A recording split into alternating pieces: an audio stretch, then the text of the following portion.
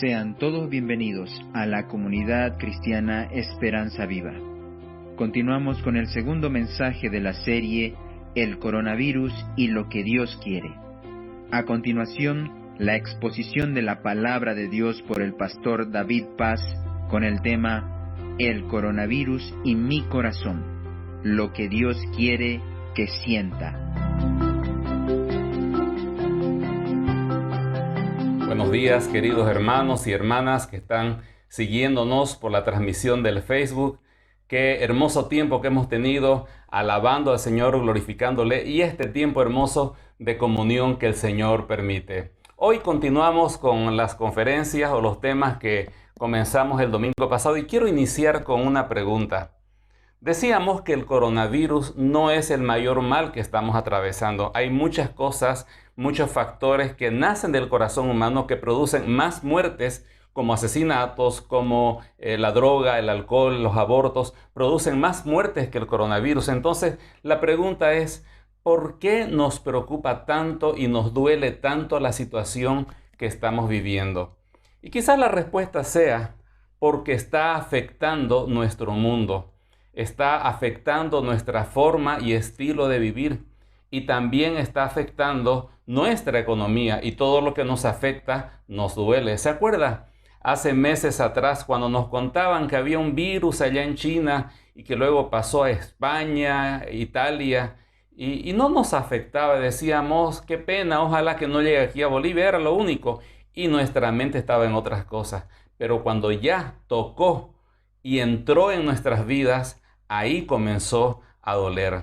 Y ese dolor que se manifiesta en miedo, en preocupación, en angustia, en incertidumbre, nos afecta de una manera real y contundente. Estaba leyendo una noticia que salió hace 2 semanas atrás y salió en los periódicos principales del mundo, pero también salió en Noticia Cristiana. Se trata de una doctora, la doctora Lorna Breen.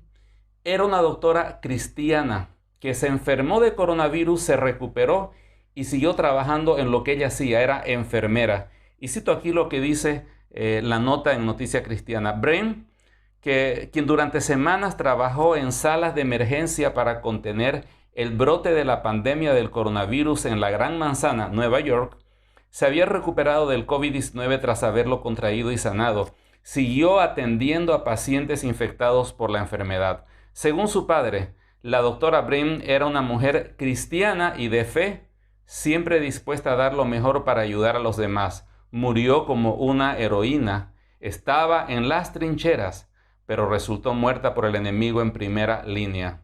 La doctora Lorna Breen no murió por el COVID, murió por un suicidio, por heridas autoinfligidas. Y uno puede pensar, si una enfermera cristiana que ha vencido el coronavirus luego se suicida, quiere decir de que el dolor y la preocupación realmente pegan fuerte y no podemos ignorar el impacto que tiene sobre nuestras vidas. Y allí viene la pregunta entonces, ¿hasta qué punto puedo descansar en Dios? Cuando veo que la pandemia alcanza aún a creyentes y enferman creyentes, y aún pastores mueren por el coronavirus. Veo creyentes perder sus empleos. Veo creyentes perder sus empresas y sus fuentes de ingresos.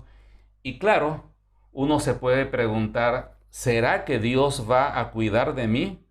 ¿O será que todo depende de mí mismo?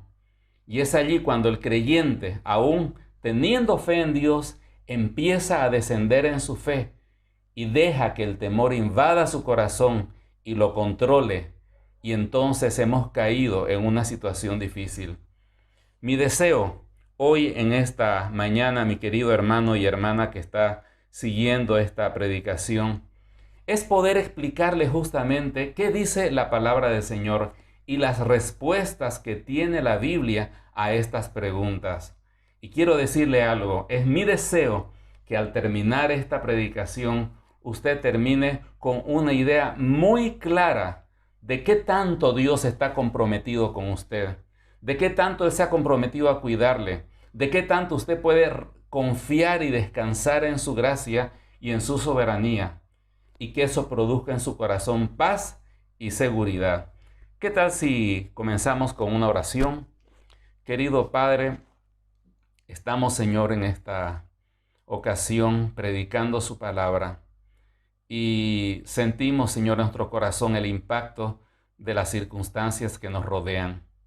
Ayúdenos, Señor, a poder escuchar la voz del Espíritu Santo usando su palabra para fortalecer nuestros corazones.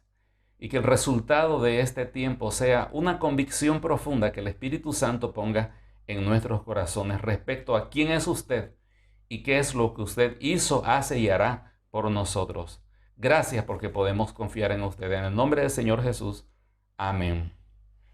El anterior domingo vimos el tema el coronavirus y mi mente, lo que Dios quiere que sepa. Si aún no lo ha escuchado, está en nuestra página de Facebook. Busque el video del anterior culto y le animo a que pueda escuchar, si bien hoy día repetiré y ampliaré algunos de los conceptos que dimos en aquella ocasión. Hoy día hablamos de el coronavirus y mi corazón, lo que Dios quiere que yo sienta, y el próximo domingo será muy práctico porque hablaremos de el coronavirus y mi voluntad, lo que Dios quiere que haga. Al comenzar quiero decirle de que a partir de este momento voy a ser, si se quiere, entre comillas, un poco doctrinal y teológico, y pudiera ser que usted diga en cierto momento, me parece que el hermano David se desvió del tema porque iba a hablar del coronavirus y está dando una explicación teológica. Y sabe que le pido que por favor no pierda el hilo, porque al entender las verdades de la palabra del Señor, usted tendrá seguridad en su corazón respecto a quién es su Dios y qué es lo que Él está haciendo por usted y qué es lo que usted debe hacer frente a Él. Así que por favor sígame con mucha atención. Y la primera pregunta que yo quiero responder en esta mañana es, ¿por qué tanto dolor en el mundo? Y fíjese que no estoy diciendo coronavirus, sino ¿por qué dolor? Porque finalmente el coronavirus es otro dolor más que se añade a los tantos dolores que como humanidad tenemos que enfrentar. Y si no fuera el coronavirus, sería la política, sería una enfermedad terminal, sería un problema matrimonial, sería una déficit financiera, en fin, tantas cosas que podrían afectar a nuestra vida. Pero indudablemente que la vida del ser humano está marcada por el dolor desde el nacimiento hasta la muerte. Y la pregunta es, ¿por qué tanto dolor? En primer lugar, como decíamos el anterior domingo, Dios tenía un plan original bellísimo, completamente libre del dolor y libre del pecado. Dice la palabra del Señor en Génesis capítulo 1 que Dios cada día iba creando algo. Y cada vez que terminaba el día decía, y fue bueno, y vio Dios que era bueno, y vio Dios que era bueno. Pero cuando creó a Adán y a Eva, nuestros padres, cuando creó la humanidad, dice que Dios dijo que era bueno en gran manera. Dios había hecho la cúspide de su creación, había creado al ser humano y era bueno en gran manera. No solo eso, Dios lo puso a Adán y Eva al cuidado del Edén y al cuidado del mundo de aquel entonces.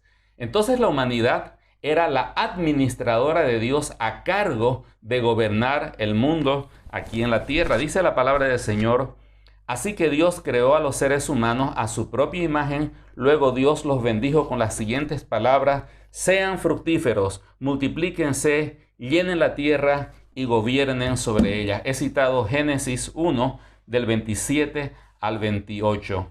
El plan de Dios era perfecto, era un mundo perfecto, libre de error, libre de dolor, libre de pecado, donde el hombre podría disfrutar del amor de Dios y dar adoración a Dios.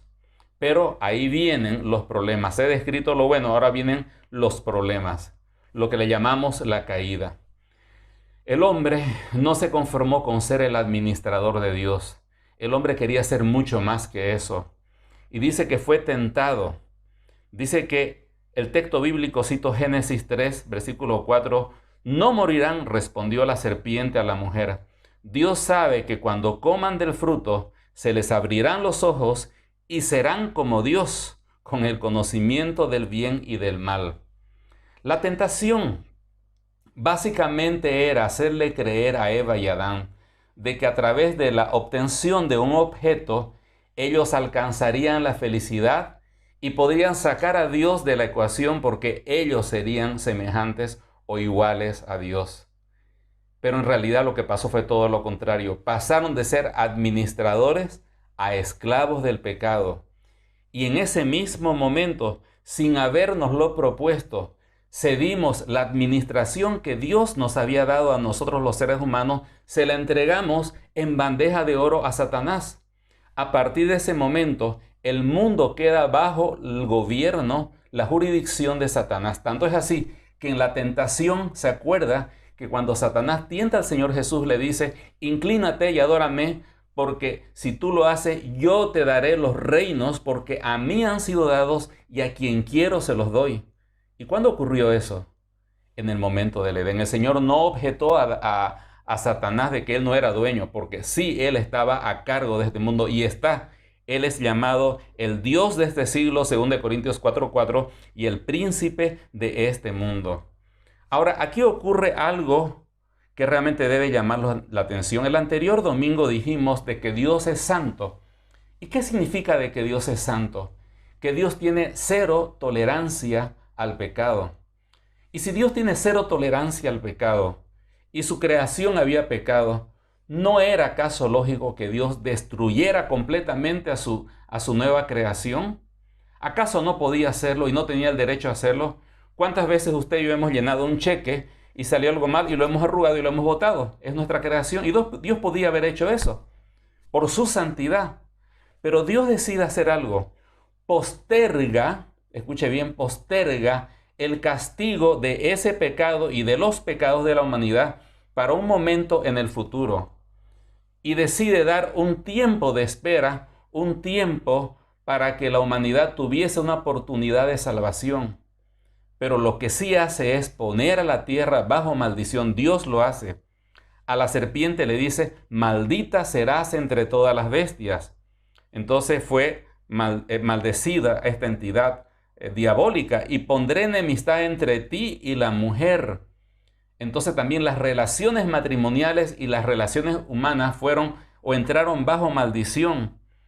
Y luego hay acá una promesa en el versículo 15, y pondré enemistad entre ti y la mujer, entre tu simiente y la simiente suya, ésta te herirá en la cabeza y tú le herirás en el calcañar.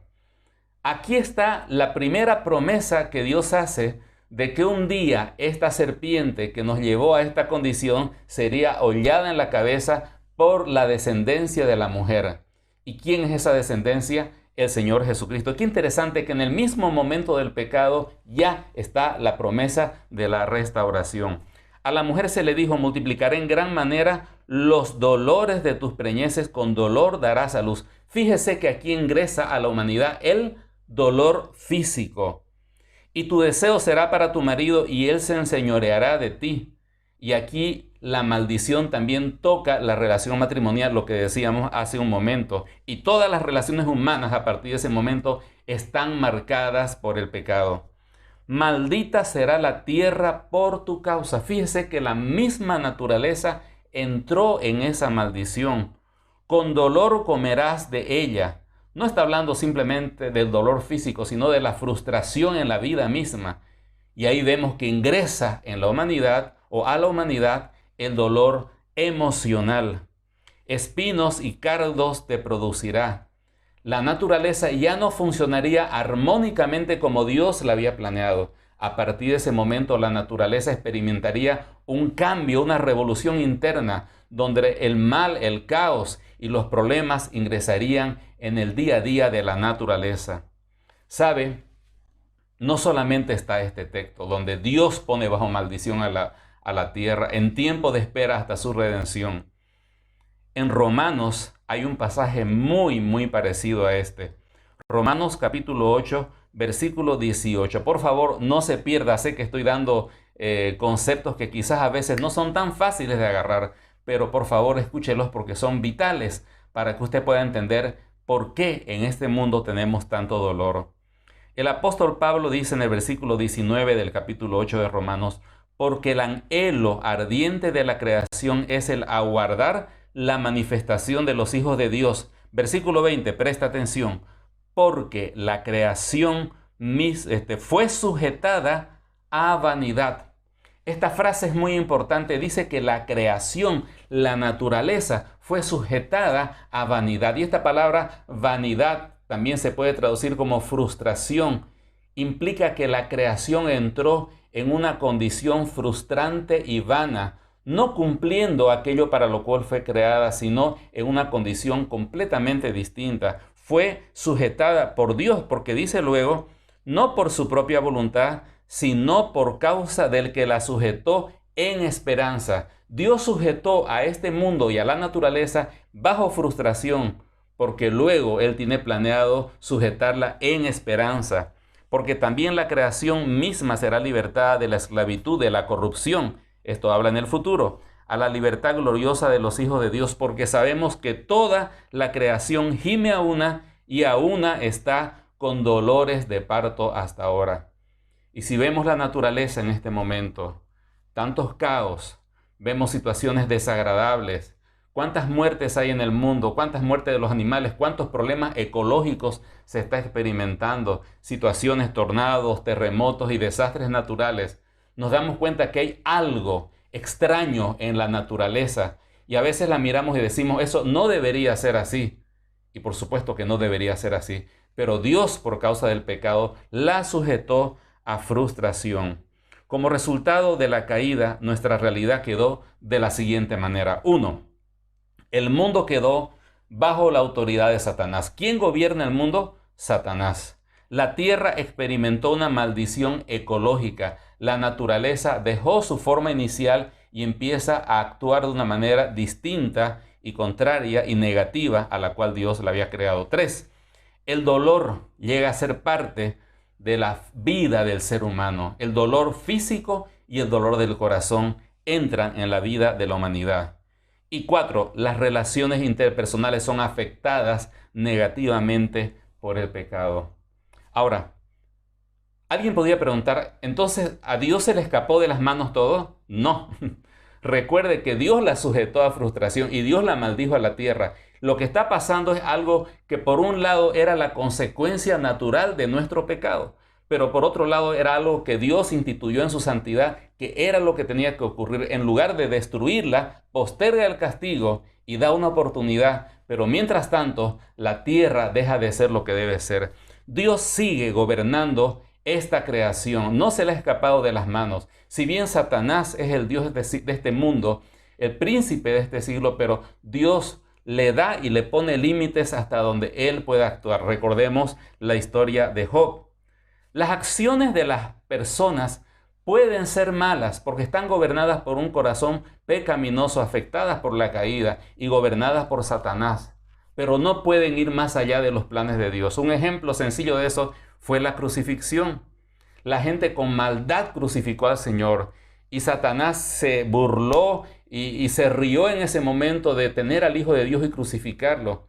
Pero aún haciendo lo malo, lograron lo increíble, lograron la redención porque Dios usó sus manos y su propia naturaleza perversa para efectuar la muerte del Señor Jesucristo por nuestros pecados. Así que no importa lo que haga Satanás, igual haga lo que haga, Dios va a cumplir sus planes. Él usa la situación de las naturalezas, a veces tempestades o enfermedades, para llamar nuestra atención.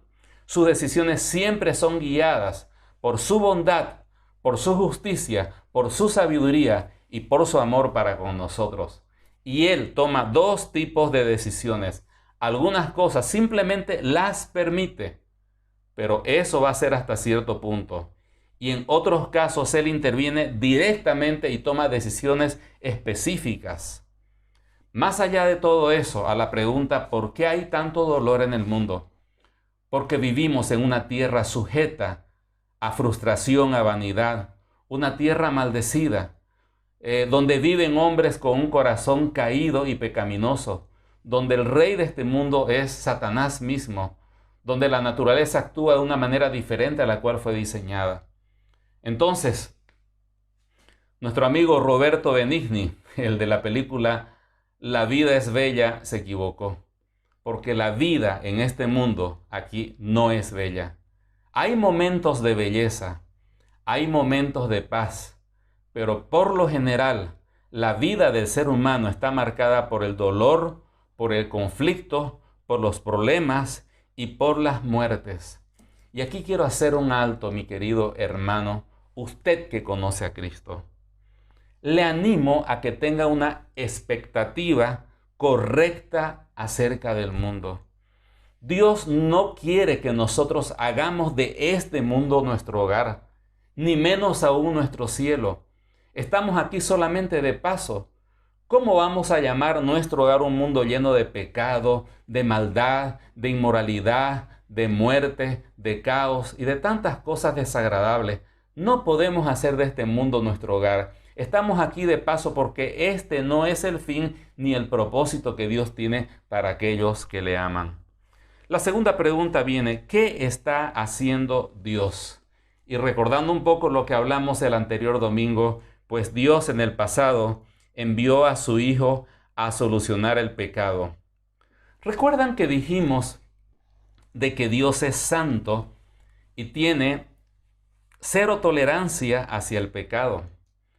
Y que cuando Adán y Eva pecaron, ese mismo momento debieron ser terminados por Dios, por su pecado. Pero también dijimos de que Dios postergó ese castigo y les permitió seguir viviendo aún hasta ahora.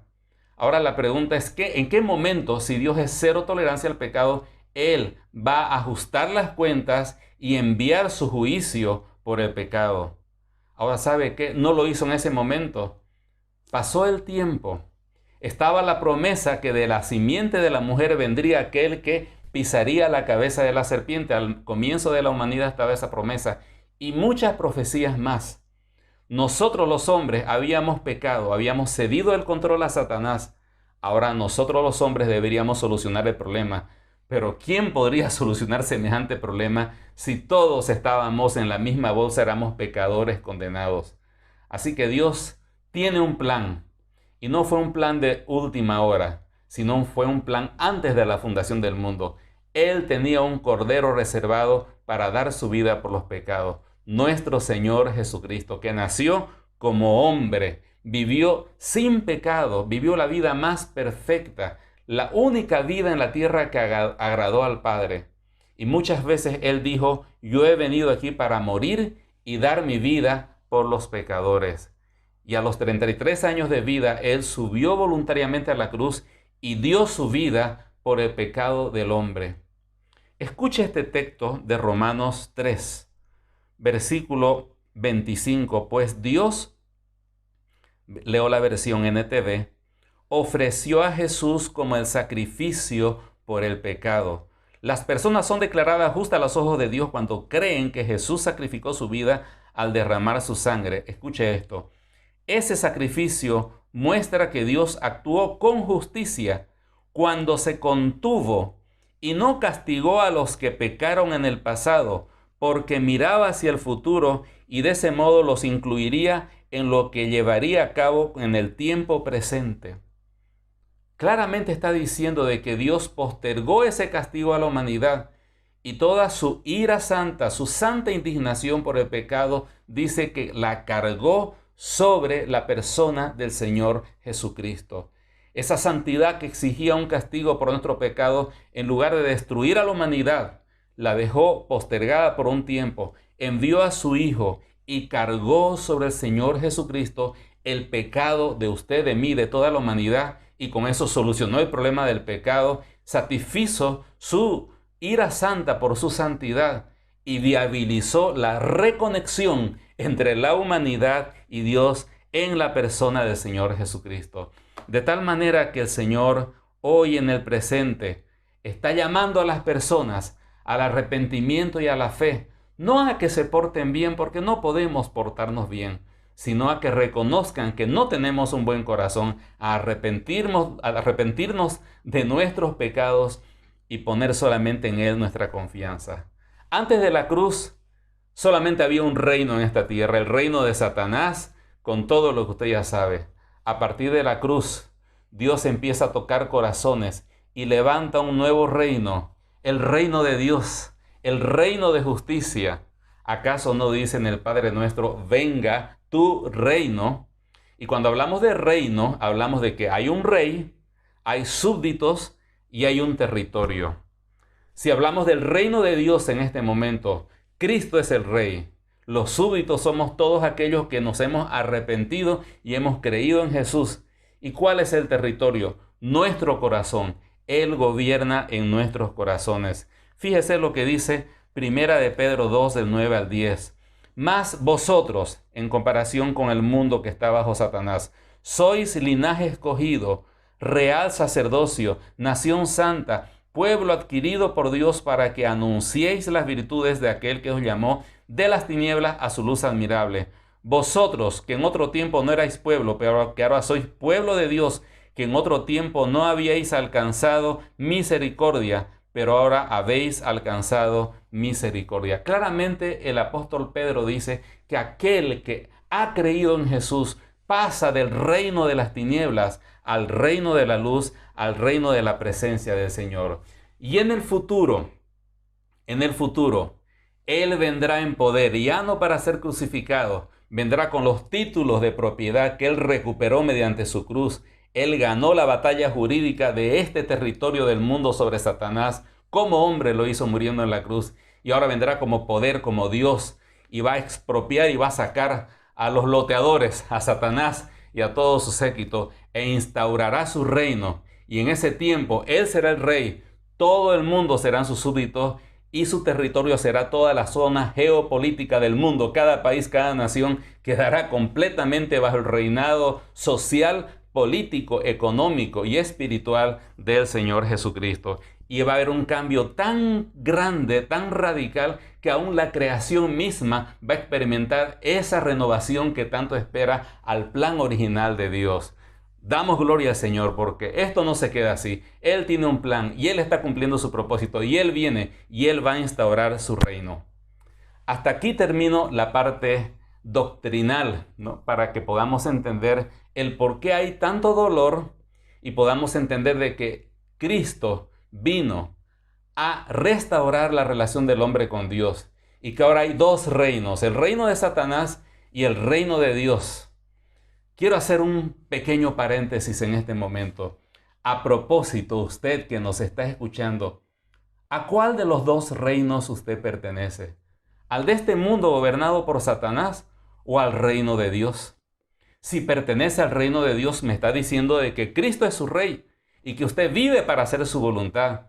Y que cuando usted dice en el Padre Nuestro, hágase tu voluntad, así como en el cielo, aquí también en la tierra, venga tu reino, usted está cumpliendo con la voluntad de Dios porque ha sido transformado por la gracia de Dios.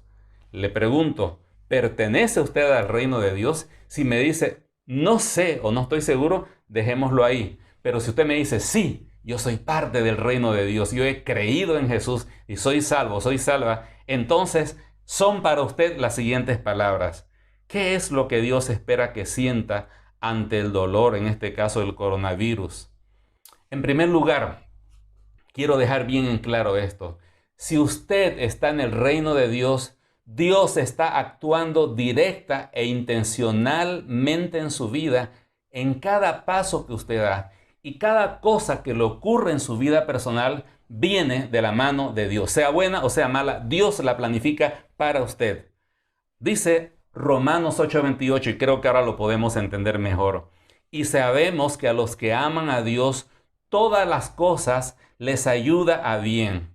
Esta frase significa que Dios hace que todas las cosas, aún en este mundo caído, pecaminoso y lleno de dolor, sean encaminadas, cooperen, sería la palabra más apropiada, al bien de aquellos que conforme a su propósito son llamados. Dios está actuando de manera directa en nuestras vidas. Entonces, ese ascenso que usted tuvo en el trabajo viene de Dios.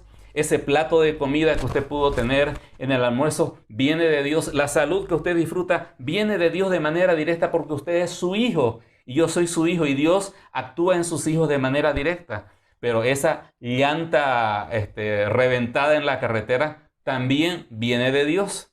Esas dificultades en el trabajo, Dios también las encaminó para su propio bien. E incluso, si usted llegara a enfermar de coronavirus, o como ha pasado con algunos hermanos que han muerto de coronavirus, viene de la mano del Señor. Y si viene de su mano, es lo mejor, aun cuando no nos gusta la forma, pero Él sabe lo que es mejor para nosotros. La tranquilidad que yo puedo tener es que Dios está monitoreando cada paso en mi vida, porque soy de su reino y estoy en su potestad, y Él hace todo de manera intencional y específica en mi vida, y todo lo va a encaminar para bien. La segunda cosa que quiero animarle a tener, que Dios quiere que usted tenga, es gozo por la esperanza. Escuche bien este versículo, Colosenses 3 del 1 al 4. Si pues habéis resucitado con Cristo, buscad las cosas de arriba donde está Cristo sentado a la diestra de Dios. Poned la mira en las cosas de arriba, no en las de la tierra, porque habéis muerto en Cristo y vuestra vida está escondida con Cristo en Dios. Cuando Cristo, vuestra vida, se manifieste, entonces vosotros también seréis manifestados con Él en gloria. Mi querido hermano y hermana, habrá un momento en que Dios diga basta y nos llevará a su presencia, o va a instaurar su reino, o nos va a llevar con Él. Imagínese un lunes sin el pecado, sin la enfermedad, sin el dolor, sin las amenazas, con la presencia continua de Cristo en su vida, brindándole su amor, su presencia, su santidad y su gloria. Qué hermoso va a ser eso, mi querido hermano. Dios no nos ha creado para este mundo. Este mundo está ya arruinado, fue estropeado en su estreno nomás y ya tiene muchos problemas. No hagamos de este mundo nuestro hogar. Nuestro hogar está con el Señor. Él ha preparado un lugar para nosotros. Y esa es la esperanza que nos llena de gozo, que aquí estamos de pasito nomás, pero somos simplemente peregrinos y extranjeros aquí en la tierra. Hay un lugar que Dios está preparando para nosotros y eso debe siempre llenarnos de gozo. Luego, gratitud. Debemos cultivar gratitud en medio de las aflicciones. Fíjese lo que dice este versículo. Por nada estáis afanosos, si no sean conocidas vuestras peticiones delante de Dios en toda oración y ruego con acción de gracias, y la paz de Dios, que sobrepasa todo entendimiento, guardará vuestros corazones y vuestros pensamientos en Cristo Jesús. Voy a ampliar este concepto el próximo domingo, pero por lo pronto, cuando nosotros estamos experimentando esa ansiedad, y le animo a practicarlo en esta semana, sea por el avance de la enfermedad, por las malas noticias, situación económica, no importa. Usted deténgase un momento y exprese su preocupación en oración, pero no se olvide de hacer esto. Agradezca al Señor en medio de la aflicción. ¿Y cómo se hace eso? Dígale, Señor, le agradezco, porque a pesar de la enfermedad y de estos otros contratiempos, usted, Señor, está conmigo. Su presencia me está fortaleciendo. Hoy día nos dio el alimento para nuestra mesa. Hoy día nos dio salud con la familia. Hoy día fue un buen día con su presencia. Gracias, Señor. ¿Y sabe qué ocurre cuando usted agradece? Siente paz. Incluya la alabanza en su diario vivir. Sintamos también compasión frente a las multitudes. El mundo entero, dice el apóstol Juan, y sabemos que somos de Dios y el mundo entero está bajo el maligno. Y cuando miramos afuera y vemos la gente que se pierde y cómo los desastres naturales acaban con la vida y acaban con una población y las enfermedades se llevan a la eternidad personas sin Cristo, ¿acaso nuestro corazón, en lugar de decir, bueno, ellos no creyeron en Jesús, yo soy salvo, en lugar de decir eso, no deberíamos decir, Señor, siento compasión por las personas? El Señor dijo, recorría, dice el Señor, las ciudades y las aldeas enseñando, y en cierto momento dice, y al ver las multitudes, tuvo compasión de ellas, porque estaban desamparadas y dispersas, como ovejas que no tienen pastor. La situación de hambre, las situaciones de conflictos que hay, los hogares en conflicto, los niños desamparados, las personas que mueren de hambre, las personas que están frente a desastres naturales, deberían despertar compasión en nosotros. Aún la misma naturaleza que está en esta maldición ecológica debería despertarnos un dolor por ella y una compasión. La otra cosa que Dios quiere que sentamos es temor. Temor de no salirnos de su voluntad. Ya sabe que hay un temor positivo y un temor negativo. Este temor es positivo. Dios nos ha hecho personas que experimentan temor porque si no tuviésemos temor, ya nos hubiéramos metido en muchos líos y ni siquiera estuviéramos aquí vivos. El temor nos previene del peligro. Y aquí hay una advertencia en Hebreos 12, 5 al 8. Dice que el Señor al que ama castiga y azota a todo aquel que recibe por hijo. Si soportamos la disciplina, Dios nos está tratando como hijos, porque ¿qué hijo es aquel a quien el Padre no disciplina? ¿De qué está hablando acá? ¿Qué pasa cuando un creyente, estando en el reino de Dios, se sale de la voluntad de Dios? ¿Sabe qué? Yo muchas veces me he salido de la voluntad de Dios. Y si Dios hubiera retirado su protección en mi vida, ya no estuviera aquí en este momento. Pero Dios ha sido paciente conmigo. Me trata como a un hijo, porque soy su hijo. A nuestros hijos no los expulsamos de la casa por un error o un pecado que cometen. Dios tampoco lo hace. Pero cuando un hijo persiste en andar fuera de la voluntad de Dios, Dios actúa como en la parábola del hijo pródigo. ¿Qué hizo el padre del hijo? Vaya mi hijo, experimente, chóquese con la vida, golpéese con el mundo y luego va a ver cómo son las cosas. Y a veces Dios hace eso. Permite que este mundo pecaminoso y caído nos golpee. Y muchas cosas que le pasan a un creyente en desobediencia están bajo el permiso de Dios, pero no eran el plan de Dios. Mi querido hermano, tenga cuidado. O está andando en su agenda o en la agenda de Dios. Y cuando tratamos de vivir con nuestra agenda y con la agenda de Dios, ahí comienza el estrés. Abandone sus propios planes y céntrese en la voluntad de Dios para que Dios actúe directamente en su vida y no dé lugar a ningún tipo de disciplina innecesaria. Y finalmente, Dios quiere que experimentemos esta emoción tan preciosa que es el contentamiento. Leí ayer en la hora silenciosa una frase que decía: sin Cristo nada es suficiente y con Cristo nada es necesario.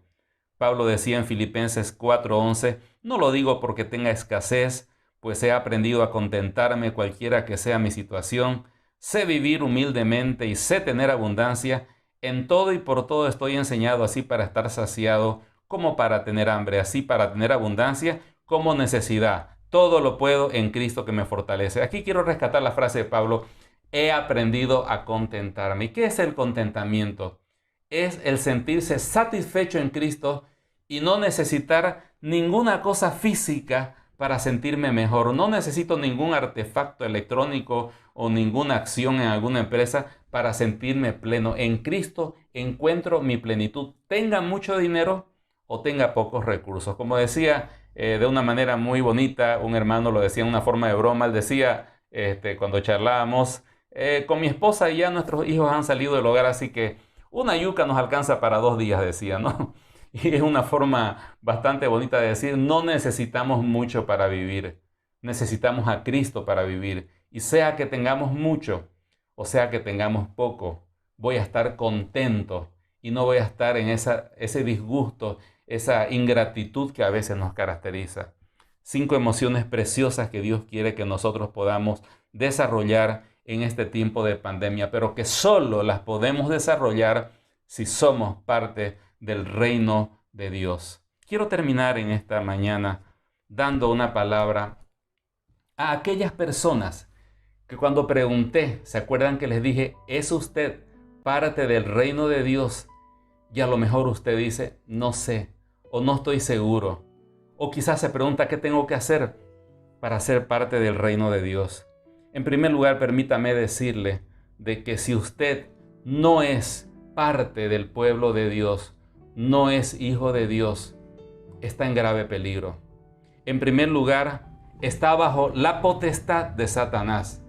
Porque el apóstol Juan dice, ¿somos hijos de Dios o estamos bajo el maligno? No hay punto medio. Su vida es manejada por un universo dominado por el pecado y por sus consecuencias. Y cuando usted sufre, no hay ningún significado ni propósito en eso. Porque Dios no está actuando en su vida directamente, sino está bajo este mundo de maldad y de Satanás. Ningún sufrimiento que usted tenga tiene sentido ni propósito, porque está fuera de los propósitos de Dios. ¿Y sabe qué? Lo más triste es que le espera una eternidad sin Dios. Una eternidad sin Dios bajo condenación. Pero no es el plan de Dios ese para su vida. Dios ha preparado un plan precioso para todos aquellos que creen en Jesús. Ayer me decía un amigo, el Evangelio de Juan 160 veces dice, cree, cree, cree en el Señor. Y eso es lo que quiero decir hoy día. Ponga su fe y confianza en la persona de Cristo.